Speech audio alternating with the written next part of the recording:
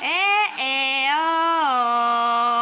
này là bể này thôi là bể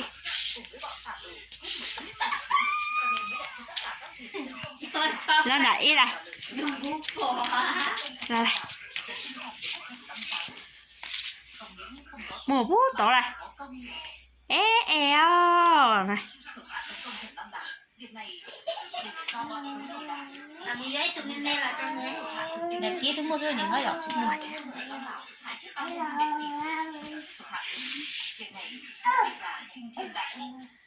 Có đẩy nhạc của cô này. Còn phải dần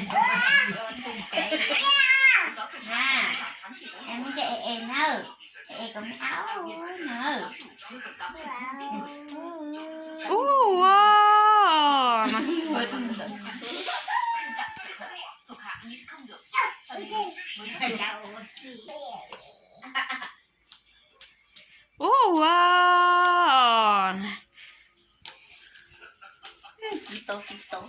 Cô quay có một bếp đó phu đi mà đi mới cho một cho sổ YouTube thế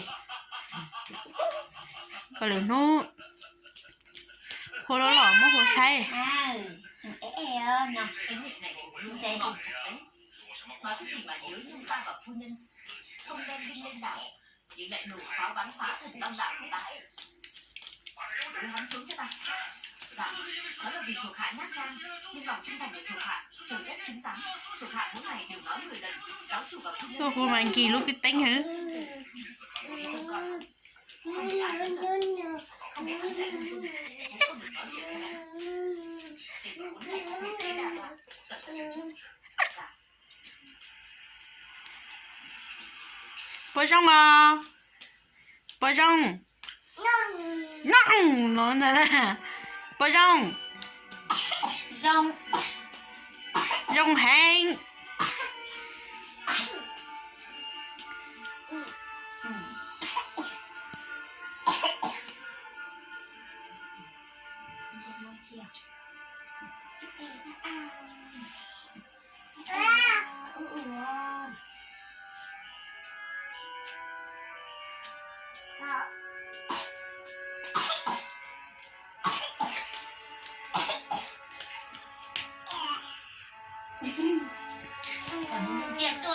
Chết tội y he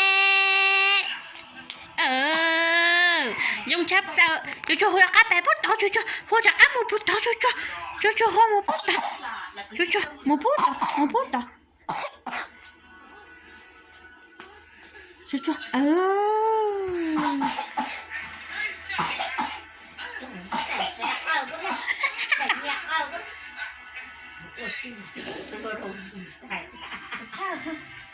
我写的是罗罗，我写来，我写不到来，就来，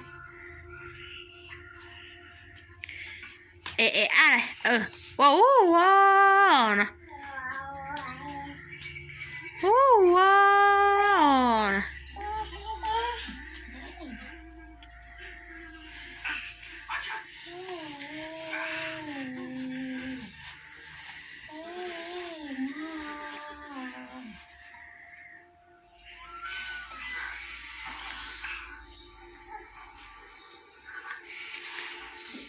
Giờ mình chạy đa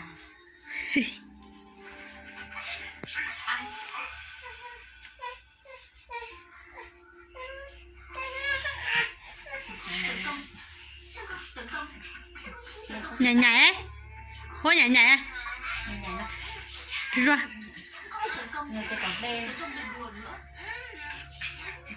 mua hình nó đẹp mình nó đẹp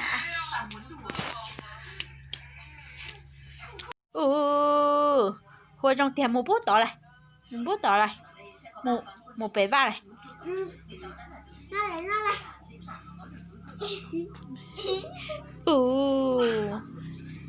ta in này ý là dây dù hai bạn cho đây hai bạn đây mày nhỏ tới lọ đùa nửa thì cả mà. 但是听个不好。 Để sẽ. Này chả chỉ xí rồi sợ đây nữa. Này. Hai bạn. Ý. Ai hứa đỡ. Hai bạn.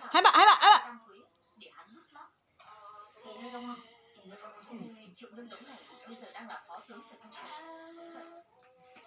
Vậy người phải nói với hắn. Lo củ đây à? Chấm sẽ hạ chỉ.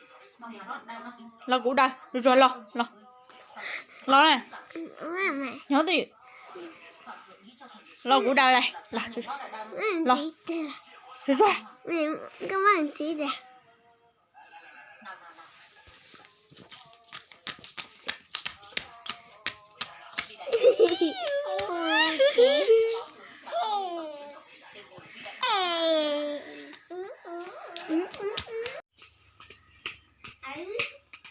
Vậy tôi tả tôi ra.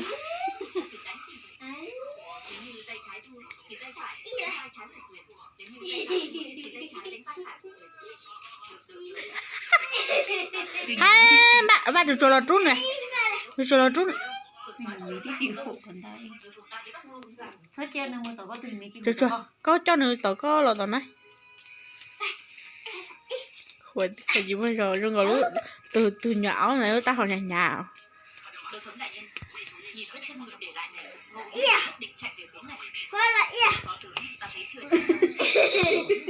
Đừng hồi đỡ gì.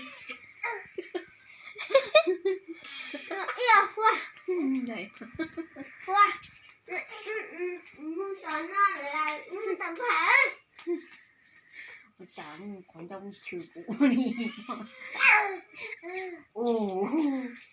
Hai bạn. Nó là ia Huy.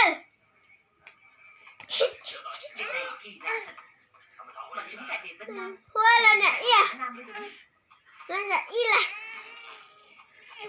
Huy là nè ia. Còn trong nó sao có. Hay là tiểu tướng đem theo một đội khác đuổi theo hướng Nam. Không cần đâu. Mọi người đều nghe Vương phó tướng. Hắn luôn sẽ không nhận sai. Được. Để cho Vương phó tướng cầm tay. Vâng.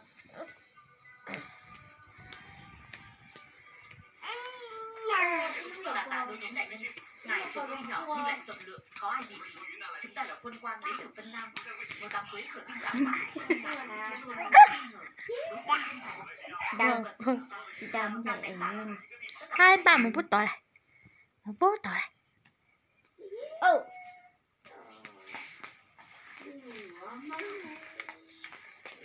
Đàn ông Tây Lương chúng tôi thích nhất là thiết giao anh hùng hào hán, được đô thống đại nhân coi trọng.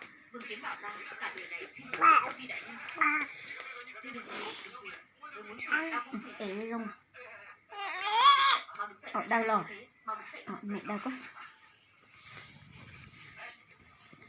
Triều đại ca, mình cũng xuống đây đi. Ba người chúng ta vái một cái, kiếm miệng thương viện. Sau này có vũ hiểm nguồn, có nạn cùng chịu. Tôi không thể tin tên Vương phó tướng này được. Đợi hắn bắt được ngô ứng hùng, rồi mới kết ra. Thật quay à?